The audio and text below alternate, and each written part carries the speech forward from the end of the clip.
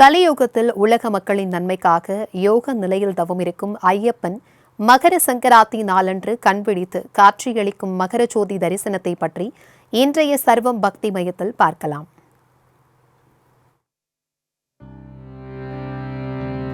சபரிமலை தெற்கு பாரதத்தின் மிகவும் புனிதமான ஆன்மீக தலங்களில் ஒன்றாகும். இங்கு மோகினி மற்றும் சிவனின் மகனான ஸ்ரீ ஐயப்பன் மகா யோக பீடத்தில் மணிகண்டன், சாஸ்தாவாக ஹரிஹரனாக ஸ்ரீ சக்கர பீடத்தில் காட்சியளிக்கிறார். தென்னிந்தியாவின் இந்து தர்மம் அதன் தத்துவத்தை கட்டியெழுப்புவதில் மற்றும் ஒருங்கிணைப்பதில் இந்த கோவில் முக்கிய பங்கு வகிக்கிறது.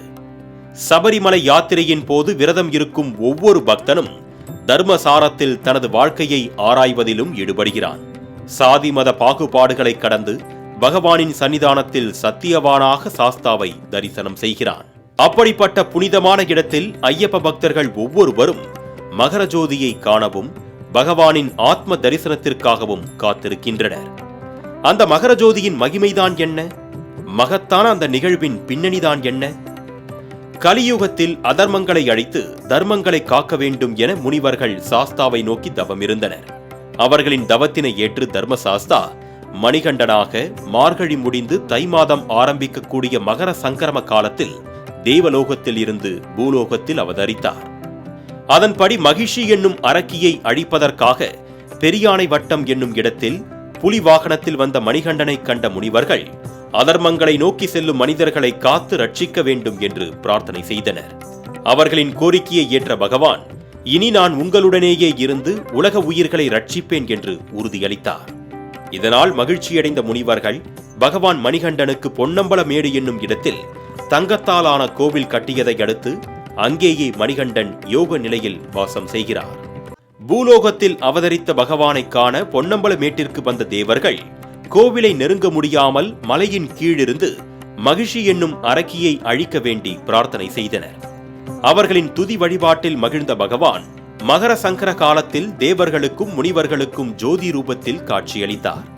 பின்னர் மகிஷியை அழித்து தேவர்களையும் மனிதர்களையும் துன்பத்திலிருந்து ரட்சித்த ஐயப்பன் முனிவர்களுக்கு அளித்த வாக்கின்படி சபரிமலையில் உலக மக்களுக்காக தவமிருக்கப் போகிறேன் என தந்தையான ராஜசேகர பாண்டியனிடம் தெரிவித்தார். அப்பொழுது தன்னை சக்கரவர்த்தியாக காண விருப்பம் கொண்ட தந்தையின் ஆசை நிராசையாக மாறக்கூடாது என்பதற்காக வருடத்திற்கு ஒரு நாள் மகர சங்கராந்தி நாளில் திருவாபரணங்கள் அணிந்து சக்கரவர்த்தியைப் போலவும் அதே நேரத்தில் பொன்னம்பலமேட்டில் ஜோதி ரூபமாகவும் சபரிமலையில் காட்சியளிப்பதாக உறுதியளித்தார்.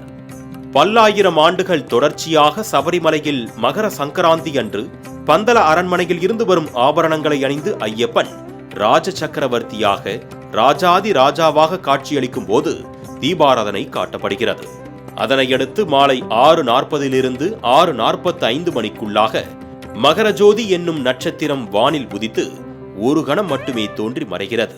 அந்த அதிசய தருணத்தில் பொன்னம்பலமேட்டில் தேவர்களாலும் பின்னர் மகரிஷிகளாலும் பின்னர் மலைராயனாலும் கற்பூர வழிபாடு செய்யப்பட்டு தற்பொழுது தேவசம்போர்டு ஊழியர்கள் மற்றும் ஐயப்ப பக்தர்களால் கற்பூர ஜோதி 3 முறை ஏற்றப்படுகிறது.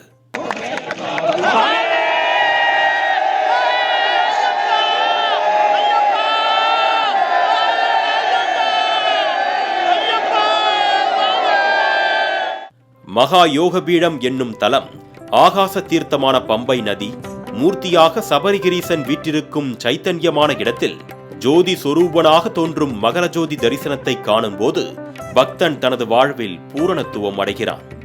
சபரிமலையில் மகா யோக பீடத்தில் ஸ்ரீ சக்கரத்தில் யோக நிலையில் அமர்ந்திருக்கும் பகவானை கண்களால் காண முடியாது என்பதால் பரசுராமர் ஐயப்பனை ஹரிவராசன நிலையில் சிலை வடித்ததாக கூறப்படுகிறது.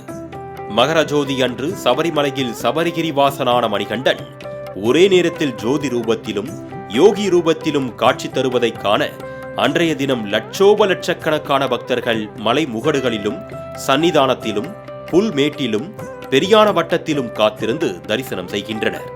ஜோதியை கண்டால் பிறவி பாவங்கள் எல்லாம் மறைந்து மோட்சம் கிட்டும் என யோகிகள் நமக்கும் ஐயப்ப வழிபாட்டின் மூலம் உணர்த்தியிருக்கின்றனர்.